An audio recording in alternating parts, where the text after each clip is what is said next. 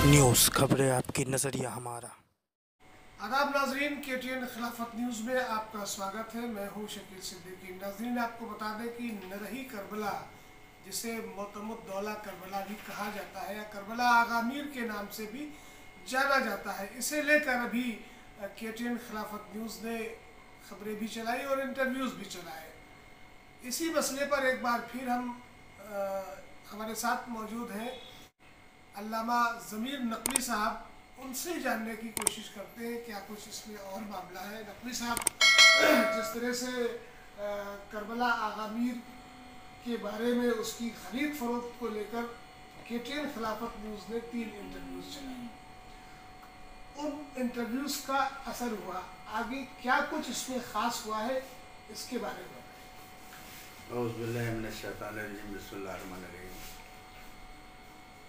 देखिए, ये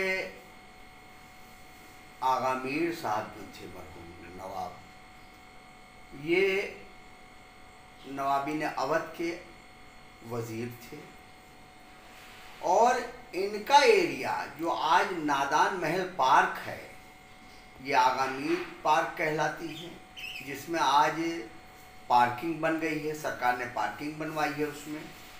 इसके अलावा राजा बाज़ार में ब्योहड़ी आगामीर थी। आप आगे बढ़ेंगे तो जो आज जुबली इंटर कॉलेज है, ये इमामबाड़ा आगामीर था और उसके पुष्ट पर दीवान खाना था, जहाँ यानी अदालत लगा करती थी। और यही सिलसिला आगे बढ़ करके करबला आगामीर नरही पर ख़त्म हुआ। तो भाई, मैं यानी 30 मार्च और 1 अप्रैल के आपके मिशन ने ये ज़रूर इसमें किया कि उस करबला के मुतवल्ली मौलाना सैफ अब्बास नकवी साहब ने तत्काल हुकूमत उत्तर प्रदेश को, LDA को और जो भी संबंधित अधिकारीगण थे, उनको इस संबंध में सख्त लेटर लिखा है और इस रजिस्ट्री को निरस्त कराए जाने के लिए और इसके खिलाफ कानूनी कार्रवाई करने के लिए उन्होंने इस लेटर को लिखा है।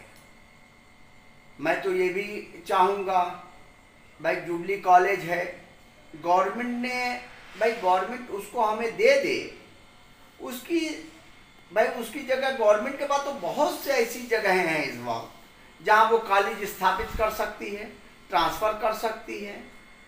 अफसोस का मकाम तो यहाँ ये हो रहा है कि करबला नरही की करबला यानी करबला आगामीर की ज़मीन को तो फ्री होल्ड कर दिया सरकार ने, मगर सुल्तान मदारिस आज भी नुज़ूल की ज़मीन पर दिखाया जा रहा है और उसको फ्री होल्ड नहीं किया गया। जबकि उसके बदले में भाई मेडिकल कॉलेज में ज़मीनें और मेडिकल कॉलेज लिया गया और सारी चीज़ें जो सरकार ने सुविधाएं ले ली, मगर सरकार आज भी शिया कौम को, यानी जो अंग्रेज़ों ने दंड दिया था, वो दंड आज की सरकारें आज़ादी के बाद भी शिया कौम पर जारी रखे हुए हैं। भाई नुज़ूल उन्हीं ज़मीनों को सरकार करती थी जो लोग अंग्रेज़ी हुकूमत के ख़िलाफ़ बोलते थे। तो उसमें ज़्यादातर शियों की ज़मीनें जो थीं, शिया संपत्तियां थीं, शिया इमामबाड़े थे, कब्रिस्तान थे, ताज़िए खाने थे, उनको आपने नुज़ूल घोषित कर दिया। और आज भी यानी बाद आज़ादी आज भी आपका कब्ज़ा है। फिर अंग्रेज़ी शासन में और आपके शासन में क्या फ़र्क है? अफसोस का मकाम तो ये है कि सरकार उन लोगों को बढ़ावा दे रही, तथाकथित लोगों को, कि जो वक्त पर कब्जा किए हैं, जिन्होंने जोगीपुरा यानी जोगीरामपुरा नजफ़ हिंद में कम से कम करोड़ों रुपए का घोटाला किया, जिन्होंने सहारनपुर में घोटाला किया, जिन्होंने इमामबाड़ा वसी हैदर का मकान अपने नाम कराया, यानी सैकड़ों चीज़ें ऐसी हैं कि जिनके ऊपर आरोप है और CWC सेंट्रल वर्क काउंसिल ने उन्हें आरोपी बनाया। आज वो बढ़ चढ़ करके अपने को दूध का धुला साबित करने की कोशिश कर रहे हैं वो लोग।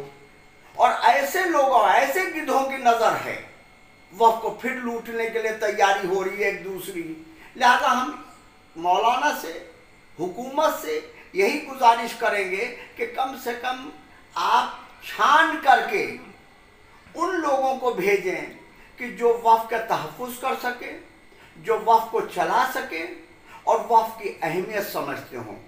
यही मेरी बात है और जो मैं कर सकता हूँ वो कर रहा हूँ। यहाँ पे एक सवाल और भी है कि जब ये मामला सामने निकल कर आया करबला आगा मीर को लेकर, और उसमें ये आया कि 8 करोड़ की मालियत है उस करबला की और उसको फ्री होल्ड करा के 4 करोड़ में बेचने की साजिश हुई। इसके बाद KTN खिलाफत न्यूज़ ने 3 इंटरव्यू किए आपके। उस इंटरव्यू का असर ये हुआ कि इसके मुतवल्ली मौलाना साहब अब्बास ने शासन को चिट्ठी लिखी, LDA को लिखी और आप कोर्ट भी गए। हालांकि अभी वो तारीख कोरोना के चलते एक्सटेंड की गई है, अभी उस पर आगे सुनवाई भी होनी है। अब क्या मसला है इस, क्योंकि एक बीच में ट्विस्ट दिया गया है कि इसके मुतवल्ली खुद शासन, उन्होंने शासन को लिखा है और सख्ती से लिखा है। अब आगे क्या इसमें होना है और क्या कानूनी मामले हैं, थोड़ा सा संक्षेप में। देखिए, इस करबला को 2016 में इसकी ज़मीन को फ्री होल्ड किया गया, 2019 में रजिस्ट्री की गई। उसके बाद से जब इस मुद्दे को मैंने आपके माध्यम से उठाया तो घबरा करके 2021 अप्रैल में 12 अप्रैल को दरखास्त दी गई। तो इसका कोई औचित्य नहीं बनता है, क्योंकि भाई अगर अदालत भी है तो अदालत ये पूछेगी कि आपने इतने दिनों तक खबर क्यों नहीं ली। आप आपत्ति देने के लिए LDA ऑफिस तो आप गए थे, मगर उस आपत्ति डालने के बाद से अभी तक क्यों नहीं आपने इसकी खबर ली। रजिस्ट्री के दूसरे दिन आपको पहुंच जाना चाहिए था। फ्री होल्ड होने के बाद से आपको इसके अपने इक़दाम रखने चाहिए थे आगे, मगर आपने कोई न करते हुए सिर्फ अपनी बला टालने के लिए और जवाब देने के लिए तो ये किया है। मगर चूंकि ये भी हमारा भ्रष्टाचार के मुद्दे पर, जो मैंने शिया सेंट्रल वक्फ बोर्ड और उसके चुनाव के भ्रष्टाचारों को लेकर मुद्दा हाई कोर्ट में रखा है, जिसकी 19 अप्रैल डेट थी, 19 के बाद से 4 मई हुई, 4 के बाद से 11 मई हुई और अब जाहिर सी बात है 4 जून तक के कोर्ट बंद है, उसके बाद से कोई डेट निर्धारित होगी तो ये चीज़ सामने आएगी और इसमें कोर्ट में लोगों को जवाबदेही अपनी रखनी होगी। क्योंकि हम साथ जितने मामलात हैं, चाहे यहाँ के हों यानी कश्मीर यानी उत्तर प्रदेश के जितने भी मामलात हैं, चाहे सहारनपुर का हो चाहे गोरखपुर का हो, सबको मैं हाई कोर्ट में ले जा रहा हूँ और सब पर CBI इंक्वायरी गठित होगी। क्योंकि उसका रास्ता सेंट्रल वक्फ काउंसिल ने खोल दिया है उन लोगों को नामजद करके जो लोग यानी वक्फखोर हैं।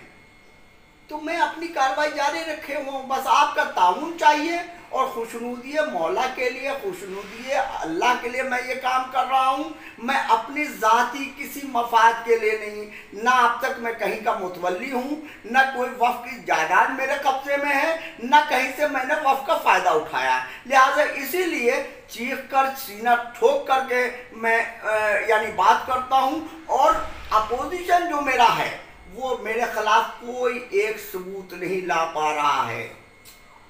चलिए, हमसे बात करने के लिए बहुत बहुत शुक्रिया। तो नाजरीन, आपने देखा कि KTN खिलाफत न्यूज़ ने अल्लामा कबीर नकवी साहब के 3 इंटरव्यू किए और जैसा कि आप जानते हैं कि काफ़ी अरसे से और कई सालों से औकाफ की ज़मीनों का बंदरबाट किया जाता रहा है।